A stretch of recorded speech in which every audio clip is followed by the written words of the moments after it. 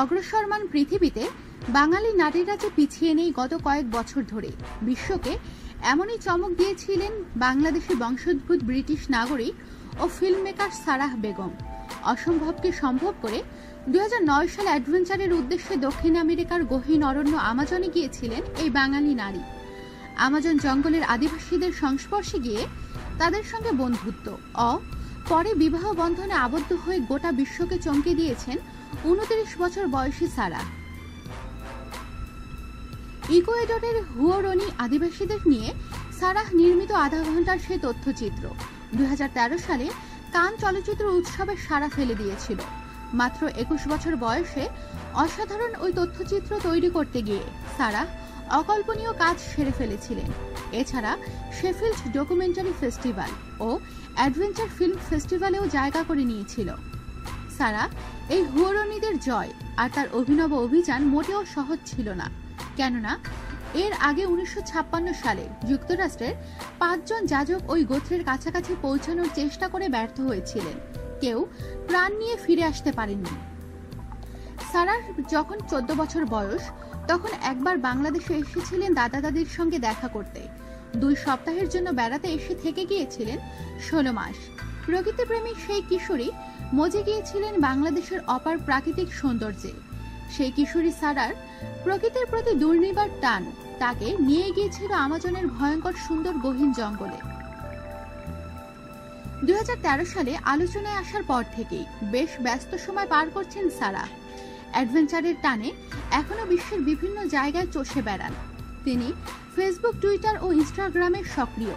এসব সূত্র থেকে জানা যায় তিনি গত ফেব্রুয়ারি মাসে ঘানা ভ্রমণ করবেন।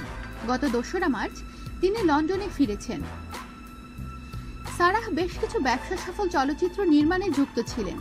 বিশ্বের প্রভাবশালী মিডিয়ার উপস্থাপক ও আলোচক হিসেবেও কাজ করেছেন। নারীদের সংগঠনেও ছিলেন বেশ সক্রিয়।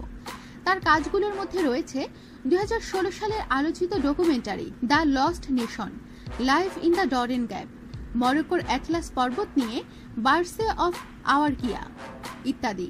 সর্বশেষ গত 5 মার্চ লন্ডনে রোটারি ক্লাবের সফল নারী হিসেবে একটি আলোচনায় যোগ দিয়েছিলেন। 2010 সালে সারের কিংস্টন ইউনিভার্সিটি থেকে চলচ্চিত্র বিষয়ে স্নাতক ডিগ্রি নেন সারাহ।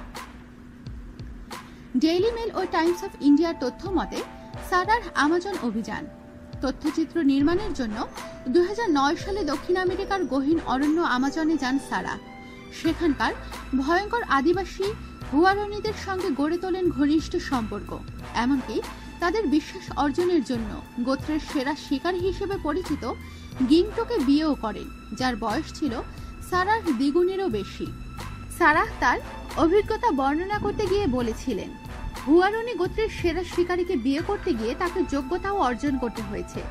শিখতে হয়েছে কিভাবে বড় বড় ঘাস বুনতে হয় আর ব্লো পাইপ থেকে বিষাক্ত তীর ছুঁড়ে শিকার করতে হয়। হুয়ারনি গোত্রের বউ হওয়ার ঘটনাটিও যে মজার ছিল তাও উঠে আসে এই তথ্যচিত্র নির্মাতার বর্ণনায়। সারাহ বলেন, আমাকে বয়স্করা বেশ পছন্দ করেছিল, কিন্তু কি ঘটতে যাচ্ছে সেই সম্পর্কে আমার কোনো ধারণা ছিল না। আমাকে একটা কুঁড়ে ঘরে ডেকে নেওয়া হয়। সেখানে যারা ছিল তারা সবাই নগ্ন ছিল। আমাকে বলা হলো তাদের মতো কাপড় পরতে হবে, যা এক টুকরো গাছের ছাল দিয়ে তৈরি, শুধু কোমরে পেঁচিয়ে রাখা হয়।